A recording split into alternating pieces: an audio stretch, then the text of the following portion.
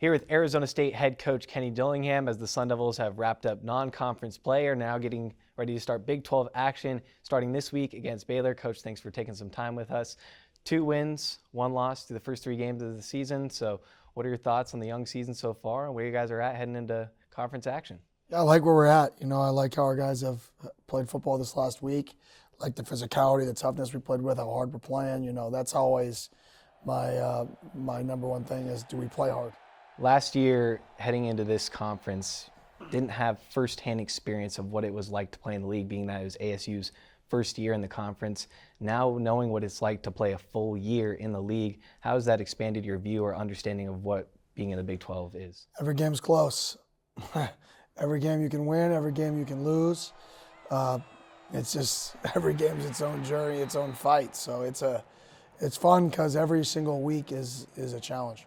Big focus for you guys is the Texas to Tempe pipeline. So, how big are these next 4 of the 5 weeks, especially playing teams from the state of Texas and with a lot of guys on your roster from the Lone Star State? Yeah, obviously our guys, know a lot of these guys on these other teams. So there's even more of a connection to the game because they're friends with people they play with high school with these guys.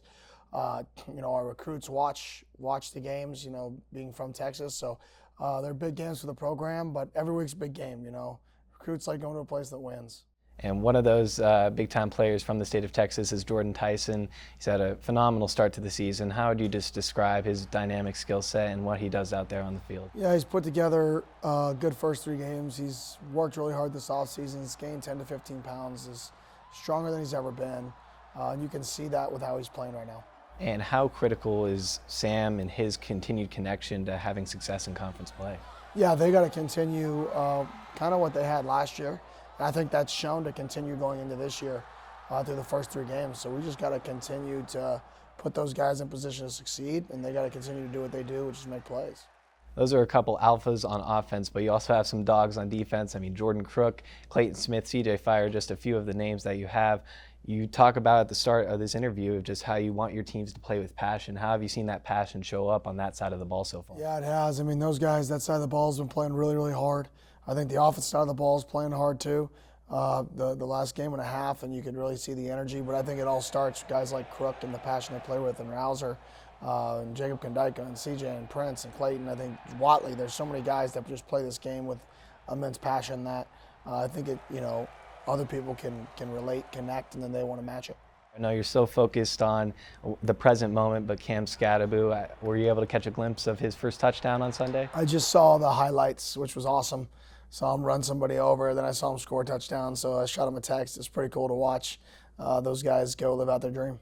What's it like to just see him having gone from coming here to, as a guy from Sacramento State, not recruited heavily out of high school, to now doing what he's doing, playing in AT&T Stadium against America's team, the Dallas Cowboys, and scoring a touchdown? Yeah, it's awesome. I mean, it's fun to watch the guys that you were involved in their life go and live the dream and the goals that they set out to do. I mean, that's what coaching's about, so it's pretty cool.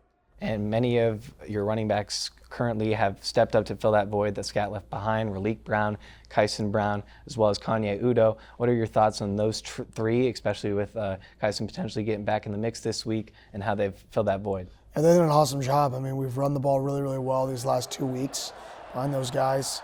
I think all 3 of them have had a 100-yard game, including receiving yards. I know Sip did in week 1, and then week 2 we had 2 guys. So I mean, they're all adding value in their own way, and I think that's what good rooms do, is they find a way to be productive. Back-to-back sellouts so far to start the season. You've really been adamant about getting people out to the games. Student section set a record to start the season. What's it been like to see the fan base reaction and how invested they've been to start the year? It's awesome. I mean, it's not just awesome for me and our team. It's awesome for the fans who show up, and you're in part of that environment. Now the games are more fun for people. And once the games become more fun for people, people don't want to miss. So I think now that we're creating a standard and an expectation that these things should be sold out, they have been sold out. They're more fun for people to attend. And hopefully when that happens, then it can survive the highs and the lows of a season. And when there's a low, we still show up at home and we protect home turf because we know it's going to be sold out and people are rocking. And I think that was a big piece of our game this last week is, we stumbled, great. We come home, there's a sellout crowd, we play really good football, right? And I think that's what good programs have is you're going to come home and you're going to have an advantage when you take the field. This starts the beginning of a long journey through conference play ahead. I know you've never been focused on the end destination and rather are rooted in the process. So what does that process look like to potentially repeating as Big 12 champions as a result of that process? We just show up on Sunday, guys get rehab, they get their bodies right. We show up on Monday morning, we watch corrections from the game, about an hour. We come back in the afternoon, at night, and we go through the game plan for the opponent. We show up on Tuesday, we practice. Wednesday, practice. Thursday, we walk through. Friday, we practice. We go out there on Saturday, and we go play a football game. Like, it's the same, win or lose, the process has to stay consistent. There's so many things out there that can distract people from that process, though, with the internet being what it is, social media being what it is. How have you been able to get your players to buy into that everyday approach and try and ignore it? I think you just got to understand that, college athletics now and sports are just a big reality show.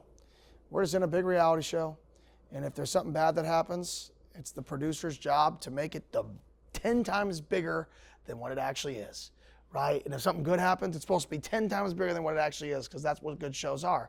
They're dramatic. And the goal, if you're in the show, right, it's your life.